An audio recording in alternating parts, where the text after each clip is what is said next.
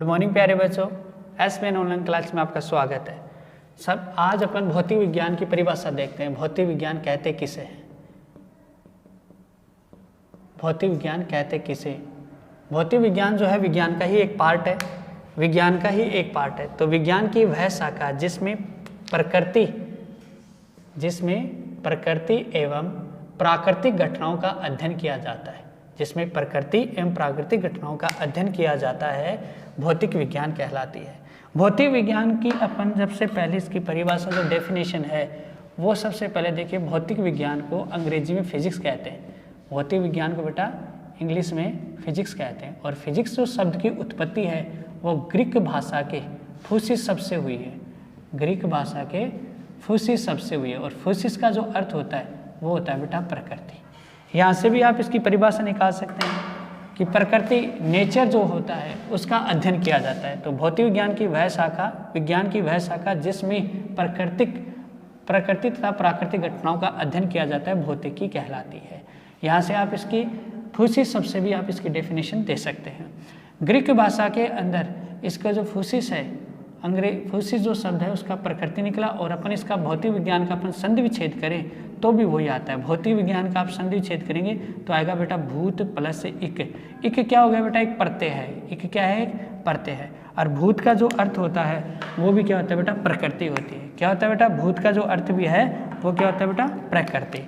तो यहाँ से भी आप इसकी डेफिनेशन अलग अलग तरीके से अलग अलग दे सकते हैं। इंग्लिश से आप निकाल के लाएं तो भी फूसिस शब्द से और फूसिस शब्द का अर्थ हो गया प्रकृति, और यहाँ से भूत का अर्थ भी क्या होता है? प्रकृति। तो भौतिक ज्ञान किसे कहते हैं? भौतिक ज्ञान किसे कहते हैं? विज्ञान की वह शाखा जिसमें प्रकृति तथा प्राकृतिक घटनाओं का अध्ययन किया जाता है, भौतिकी कहलाती है। अब इसके अंदर अपन बात करें भौतिकी के पार्ट की।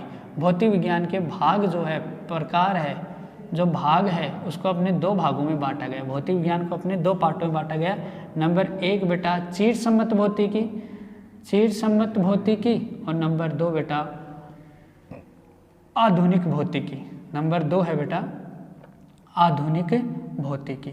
चीड़ सम्मत भौतिकी वह भौतिकी जो 1900 वर्ष से पहले की हो, 19वीं ईस्वी से पूर्व की, 1900 वर्ष से पूर्व की जो भौतिक विज्ञान थी उसे बेटा चीड़ सम्मत भौतिकी कहते हैं। और मॉडर्न भौतिकी में आप लिखेंगे जो भौतिकी वर्तमान में मतलब 1900 ईस्वी के पश्चात, 19वीं सदी के पश्चात की जो फिजिक्स है उसे कहते हैं बेटा आधुनिक भौतिकी। इनके अलग अलग पार्ट हैं, जैसे इसमें लगभग 7 हैं और इसमें लगभग 4 है। जैसे आप परमाणु भौतिकी का अध्ययन करेंगे तो वो बेटा चीड़ सम्मत आधुनिक भौतिकी में आएगा। परमाणु का है, नाभिक का स्ट्रक्चर है, नाभिक भौतिकी है, क्वांटम भौतिकी है, ये सभी आप किस में पढ़ेंगे बेटा? आप आधुनिक भौतिकी में पढ़ते हैं। लेकिन चीड़ सम्मत भौतिकी के अंदर, चीड़ सम्मत भौतिकी के अंदर जैसे ध्वनि भौतिकी, जैसे ध्वनि है, प्रकाश है, यांत्रिकी है, ये सभी अपन किस में पढ़ते हैं बेटा?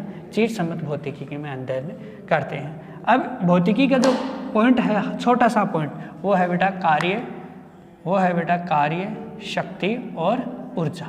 आज अपन इसी का अध्ययन करते हैं। सबसे पहले अपन बात करते हैं कार्य कहते किसे हैं? कार्य सीधी सी डेफिनेशन है बल इंटू विस्थापन। जैसे ये कोई पिंड है, जैसे बेटा ये पिंड है, जैसे ये कोई पिंड है, इस पिंड को पर बल लगाकर, इस पर अपन बल लगाकर इसको यहाँ से यहाँ तक विस्थापित कर दिया, इसको यहाँ तक विस्थापित कर दिया। तो यहाँ से इस पिंड को यहाँ से यहाँ तक विस्थापित करने में किया गया कार्य क्या कहलाता है बेटा? किया गया कार्य। तो यहाँ देखिए आप, बल, जब किसी पिंड पर बल लगाया जाता है और बल लगाने के कारण पिंड क्या करता है? कुछ दूरी तय करता है, तो इसके गुणनफल को क्या कहते हैं बेटा? कार्य कहते हैं। अर्थात बल तथा विस्थापन के सदिश गुणनफल को क्या कहते हैं बेटा? कार्य कहते हैं। ठीक है बेटा, यहाँ जो कार्य है वो बल इंटू विस्थापन होता है। इसके बाद जो आता है वो आता है बेटा शक्ति। क्या आता है बेटा? शक्ति क्या होता है? शक्ति होता है कार्य बटा समय। अर्थात एकांक समय में किया गया कार्य, एकांक समय में किया गया कार्य, या एक परिभाषा होती है कार्य करने की दर। कार्य करने की दर क्या कहलाती है बेटा? शक्ति कहलाती है। क्या कहलाती है? शक्ति कहलाती है। साथ साथ ही यहाँ आप इसकी ऊर्जा की डेफिनेशन और देखिए, ऊर्जा यहाँ अपन आता है बेटा ऊर्जा, तो यहाँ से इसकी परिभाषा निकाल सकते। कार्य करने की दर तो क्या कहलाती है? शक्ति कहलाती है। और कार्य करने की क्षमता, कार्य करने की क्षमता क्या कहलाती है बेटा? ऊर्जा कहलाती है। कार्य करने की क्षमता क्या कहलाती है? ऊर्जा कहलाती है। ऊर्जा जो होता है वो बेटा कार्य का ही रूप होता है, कार्य का ही रूप होता है ऊर्जा, मतलब कार्य जो होता है वही क्या होता है? ऊर्जा होता है। जैसे आप बात करें कार्य का जो मात्रक होता है वो होता है बेटा न्यूटन मीटर। क्या होता है? Newton metre. बल का मात्रक हो गया न्यूटन और विस्थापन का मात्रक हो गया मीटर। इसी प्रकार शक्ति का जो मात्रक होता है वो होता है बेटा वाट। क्या होता है? वाट। अन्यथा एक मात्रक को निकाल सकते हैं जूल बटा सेकंड। क्या निकाल सकते हैं? जूल बटा सेकंड। जूल बटा सेकंड जो आता है वो इससे आता है। कार्य ये है, कार्य का मात्रक है जूल और समय का मात्रक है सेकंड। कार्य जूल से भी अपन इसका मात्रक निकाल सकते हैं। कार्य बटा समय से अपन इसको जूल बटा सेकंड, और जूल बटा सेकंड को क्या कहते हैं बेटा? वाट कहते हैं। इसके बाद अपन बात करते हैं ऊर्जा की। ऊर्जा क्या होती है? कार्य करने की क्षमता को क्या कहते हैं बेटा? ऊर्जा कहते हैं। और जबकि कार्य करने की दर को क्या कहते हैं बेटा? शक्ति कहते हैं। कार्य करने की दर को क्या कहेंगे? शक्ति कहते हैं इधर से। और कार्य करने की क्षमता को क्या कहते हैं? ऊर्जा कहते हैं। ऊर्जा जो होता है वो कार्य का ही एक रूप होता है। जो कार्य का मात्रक होता है, कार्य का जो मात्रक है वही क्या होता है बेटा? ऊर्जा का मात्रक होता है। ठीक है बेटा। ऊर्जा का मात्रक, जैसे कार्य का मात्रक अपन एक तो होता है बेटा न्यूटन इंटू मीटर और एक होता है बेटा जूल। क्या होता है? जूल। क्या होता है? जूल। और यहाँ से इसका मात्रक भी क्या हो जाएगा बेटा? जूल हो जाएगा।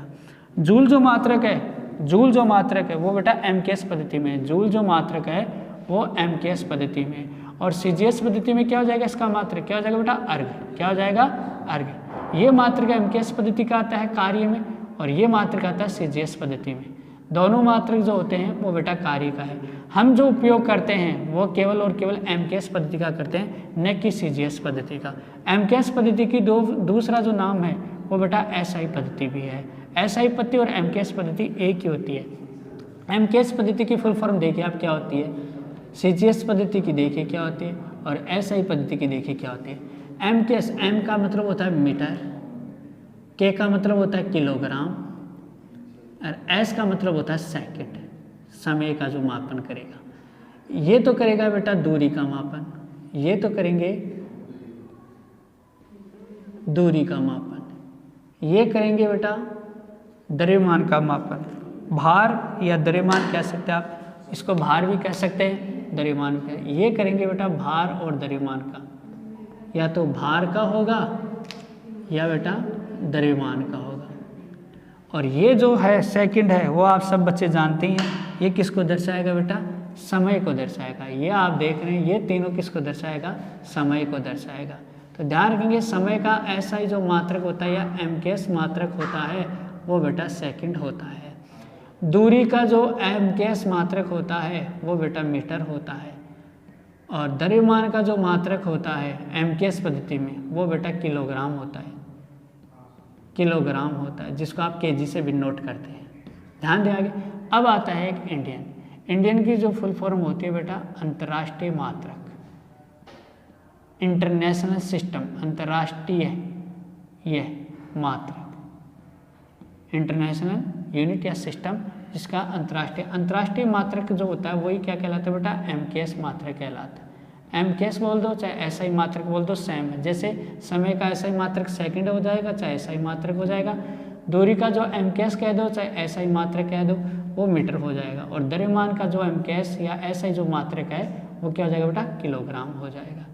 अब इसके बाद सीजीएस पद्धति में भी आप देख सकते हैं, सीजीएस पद्धति में समय का मात्रक तो सेकंड ही रहेगा।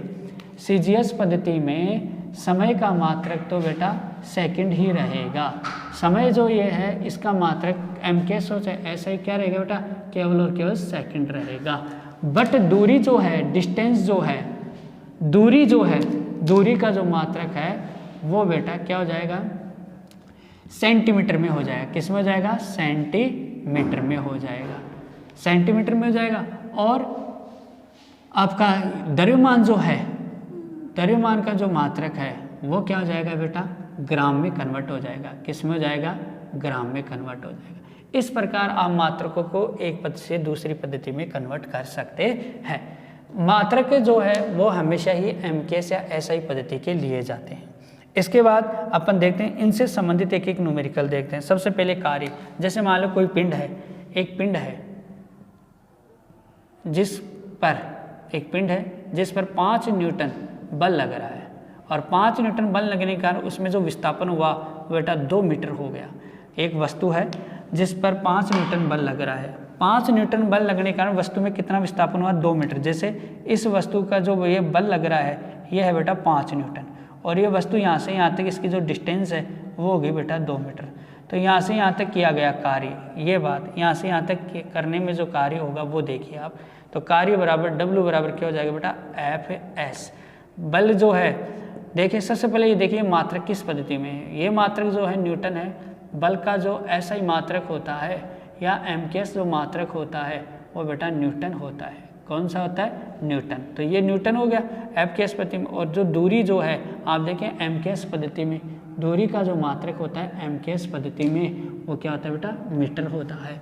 तो यहाँ आपको जो प्रश्न चाहे कैसा भी दिया हुआ हो, मात्रक आपको केवल और केवल आपको एमकेएस या एसआई पद्धति के ही रखने हैं, बाकी आप सारे मान हटा दें या उनको कन्वर्ट कर लें। जैसे सेंटीमीटर में दिया हुआ हो, जैसे यही है आपको, ये सेंटीमीटर में दिया हुआ होता तो आप इसको मीटर में कन्वर्ट कर सकते हैं। ठीक है, तो अपने यहाँ मान रखते हैं, तो 5.2 या 5 × 2, तो W बराबर कितना आ गया 10।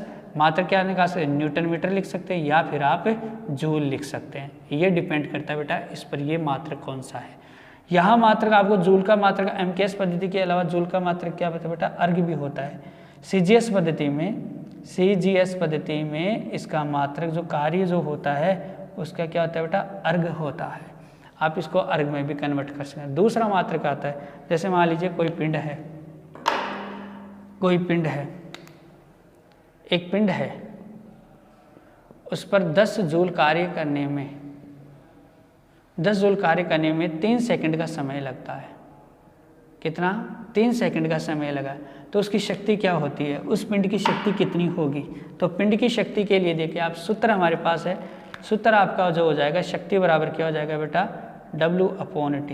एक पिंड है जो 3 सेकंड में 10 जूल कार्य करता है। 3 सेकंड में कितना कार्य करता है, 10 जूल कार्य करता है, तो हो जाएगा 10/3। और इसकी जो शक्ति हो जाएगी वो 3.34 कितनी हो जाएगी बेटा, वाट। ये इसकी शक्ति होगी। और पिंड के द्वारा अगर आपको ऊर्जा पूछे तो पिंड की ऊर्जा वही रहेगी जो कार्य की। पिंड की जो ऊर्जा है, कार्य और ऊर्जा एक ही राशि होगी। जैसे थर्ड के लिए आप प्रश्न निकालें कि 5 न्यूटन और 2 मीटर तक विस्थापित करने में यदि किसी पिंड पर 5 न्यूटन बल लगता है और 5 न्यूटन बल लगने के कारण उसमें 2 मीटर दूरी विस्थापित होती है, तो पिंड के द्वारा संचित ऊर्जा आपको पूछी जाए तो ऊर्जा जो होती है वो बेटा कार्य और ऊर्जा एक ही राशि होती है। तो जो कार्य का मान आएगा वही क्या आएगा बेटा, ऊर्जा आएगा। धन्यवाद बेटा। नेक्स्ट टॉपिक आप उन्हें अगले टॉपिक में लेते हैं।